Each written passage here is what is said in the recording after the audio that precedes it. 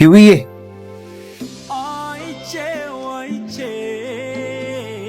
ጆዬ ይቅርታ ረበሽኳችሁ። ስልክ ልወስድ ነበር የመጣሁት። አንዴ ተረጋጋና አውራኝ። እንደምታስበው አይደለም። ተይ እባክሽ። እንደማስበው አይደለም።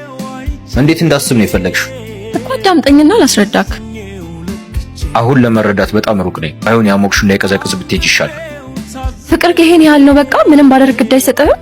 ግድ ባይሰጠኝ ሁለታችሁንም አንድ ላይ ያቃጠላችሁ ነበር።